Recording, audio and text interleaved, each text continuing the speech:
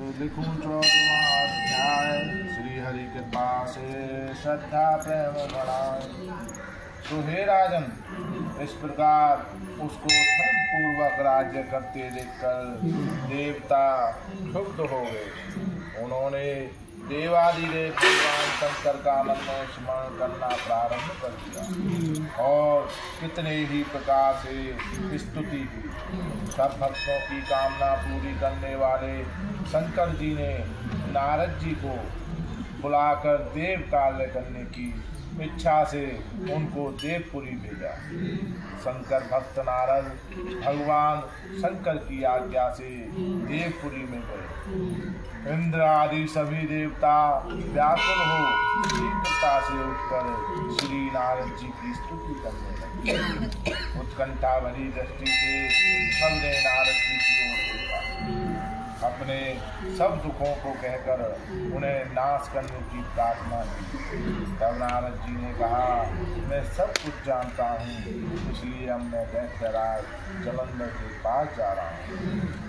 ऐसा कह देवताओं को आश्वासन देकर श्री नारद जी जलंधर की सभा में आए। जलंधर ने नारद जी के चरणों की पूजा कर हंसते हुए कहा, हे ब्राह्मण, कहिए आप कहाँ से आ रहे हैं और कहाँ कहाँ पर आपने क्या क्या देखा, यहाँ कैसे आए हैं? मेरे योग्य जो सेवा हो उसके लिए मुझे आज्ञा करें। जलंधर के इस प्रकार के वचन सुनकर नारद जी प्रसन्न होकर बोले, हे दानवराज महाबुद्धिमान जलंधर, तुम धन्य हो, क्योंकि इस समय सब रत्नों के भोक्ता तुम ही हो। हे दैत्य श्रेष्ठ, अब आप मेरे आगमन का कारण सुनिए, जिसके लिए मैं आज यहाँ आया हूँ। हे दैत्यराज, मैं स्वेच्छा से कैलाश पर्वत पर गया था, जहाँ 10,000 योजनों में फैला हुआ कल्प वृक्ष का वन है। वहाँ पर मैंने सैकड़ों कामधेनुओं को घूमते देखा है तथा यह भी देखा है कि वह वन चिंतामणि से प्रकाशित परम दिव्य अद्भुत और वस्त्र स्वर्ण में है। मैंने वहाँ पार्वती के साथ स्थित शंकर जी को भी देखा, जो सर्वांग सुंदर गौरवर्ण त्रिनेत्र और मस्तक पर चंद्रमा धारण। यह देखकर मुझे बड़ा आश्चर्य हुआ कि उनके समान समृद्धशाली त्रिलोकी में कोई याद नहीं। हे दैत्येंद्र, उसी समय मुझे तुम्हारी भी समृद्धि स्मरण हो आई और उसे देखने की इच्छा से तुम्हारे पास आया। यह सुनकर जलंधर को बड़ा हर्ष हुआ। उसने नारद जी को अपनी सब समृद्धि दिखलाई। उसे देखकर देवताओं का कार्य करने में इच्छुक शिव प्रेरित नारद ने जलंधर की बड़ी प्रशंसा की और कहा, निश्चय ही तुम त्रिलोकपति होने के योग्य थे। तुम्हारे लिए ऐसा होना कोई विचित्र बात नहीं है। मैं देखता हूँ और तुम्हारे पास सब कुछ है, किसी बात की कमी नहीं है।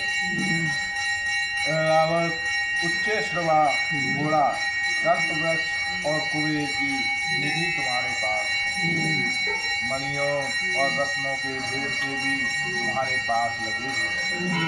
ब्रह्मा जी का हंसयुक्त विमान भी तुम्हारे पास है और गोलोक, पाताल और पृथ्वी जितने भी रत्न आदि हैं वे सब तुम्हारे ही तो हैं। मैं तुम्हारे इस प्रकार के रत्न ऐश्वर्य को देखकर बड़ा प्रसन्न हूँ, परंतु तुम्हारे पास कोई स्त्री रत्न नहीं, इसलिए तुम्हारा यह सब कुछ फीका है। तुम कोई स्त्री रत्न ग्रहण करो। नारद जी के इस प्रकार के वचन सुनकर दैत्य काम से व्याकुल हो गए। उसने नारद जी को प्रणाम करके पूछा कि ऐसी स्त्री कहाँ मिलेगी जो सब रत्नों में श्रेष्ठ है? यदि ऐसा रत्न कहीं मिले तो मैं उसे अवश्य लाऊंगा। देव ऋषि नारद बोले, ऐसे रत्न तो कैलाश पर्वत पर योगी शंकर के पास, उनकी सर्वांग सुंदरी पत्नी देवी पार्वती बहुत ही मनोहर है। समान सुंदरी मैंने आज। शंकर से बढ़कर शंभुवान दूसरा कोई नहीं। उनके उस रत्न की सी महिमा तीनों लोकों में कहीं पर भी नहीं। तभी तो परम विरक्त आत्माराम शंकर जी उसके बस में हो गए। नारद उस दैत्य से ऐसा कहकर अन्य कार्य करने की इच्छा से आकाश मार्ग से चले। बोलिए श्री बांके कार्तिक भगवान की जय। जय जय नारायण।